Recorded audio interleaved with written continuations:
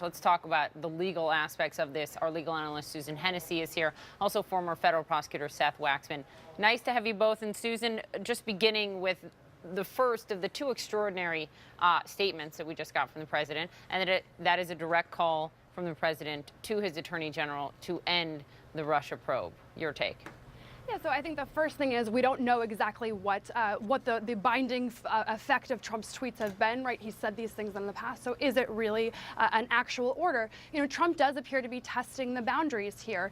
He's used this rhetoric in the past. What he hasn't done is actually taken action. And so it does appear that he continues to recognize that this kind of is a third rail, that if he actually took action against Attorney General Sessions, who's of course recused, or Rod Rosenstein or Robert Mueller himself, that we might finally see that kind of congressional Republican pushback that we haven't seen in the past. So I do think that this is an escalation, but it really is about testing boundaries to see whether or not they're finally going to draw the line. Well, there has been this bipartisan, effort, and you've seen multiple bills proposed to protect Mueller, to protect special counsel should they need to be protected. Let's take part two, Seth, of all of this, and that is the, questioning of the Justice Department when he writes, why didn't the government, meaning the DOJ, tell me that he, Manafort, was under investigation? I mean, is there any reason why the Justice Department should be more loyal to the president than to the American people and to justice itself? No, absolutely not. And that's an easy answer for Mr. Trump. When he is a subject or maybe even a target of an investigation, the Justice Department doesn't talk to those people and let them in on that. They run their investigation and reach the conclusions they reach. And I agree entirely with Susan that this is a potential third rail. Maybe this is the beginning of a new Saturday night massacre. And one has to wonder whether Mr. Trump is feeling the pressure of the Manafort trial. It's always been my opinion that Mr. Manafort is kind of playing with house money right now, that he's going to take a shot at this trial. If he were to win, he'd go on and fight the case in D.C. But if he were to lose, he could still walk into the prosecutor's office and get a deal. Right. And maybe Mr. Trump knows that and is feeling that pressure. Maybe. Guys, stand by. Let's go to the courthouse. Our Joe Johns is outside, and this is where day 2 of this trial against Paul Manafort is kicking off. What do you know, Joe?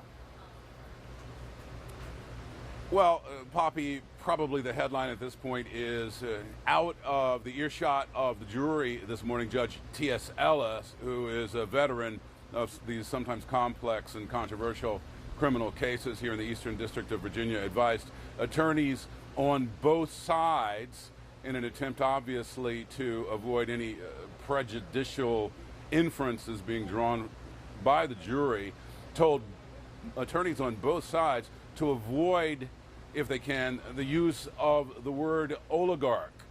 And that's important because some of the bosses and people in power in Ukraine have been referred to as oligarchs. And obviously the vanilla meaning of oligarch is a member of a power structure in which the power rests with the few, as opposed to suggestion or inference that an oligarch might be a criminal. And Judge Ellis, by the way, also took a bipartisan approach to describing what might be considered oligarchs here in the United States, describing the Democratic megadonor George Soros as an oligarch. And on the Republican side, the Koch brothers, all billionaires. Judge clearly very concerned about prejudicial inferences being drawn by words used by the lawyers. Now, we are going to hear more about Ukraine in all likelihood during this trial. The person we are told who will testify, besides an FBI agent, is Daniel Rabin. He is a Democratic consultant who worked in Ukraine as this trial of Paul Manafort continues here in Alexandria, Virginia. Back to you, Poppy. Thank you, Joe. Let's go back to our attorneys. And Susan, the, I think, most critical thing we've learned so far in this case is the defense strategy.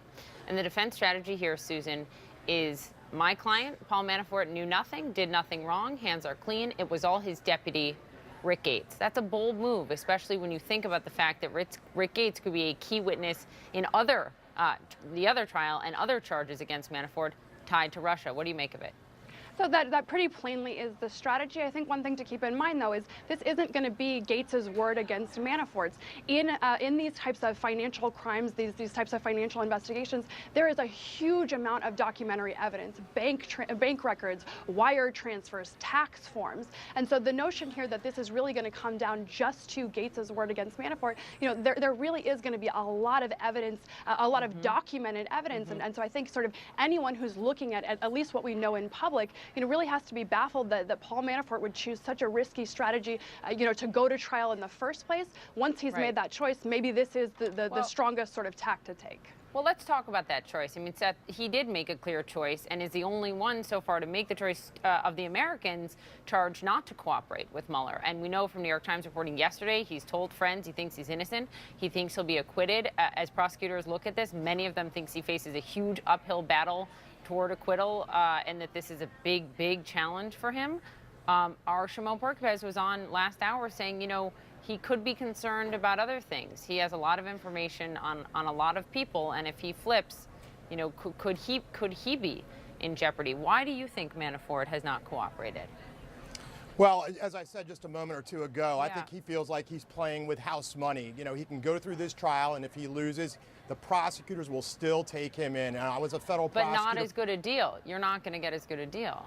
Correct. I do agree with that. But, the thing he's facing is a significant jail time either way. I mean, even if he were to cooperate, the prosecutors are going to make him eat a charge or two that carry a jail term. So he's kind of rolling the dice, seeing if he can do the haymaker, win on this trial, win in the fall in D.C.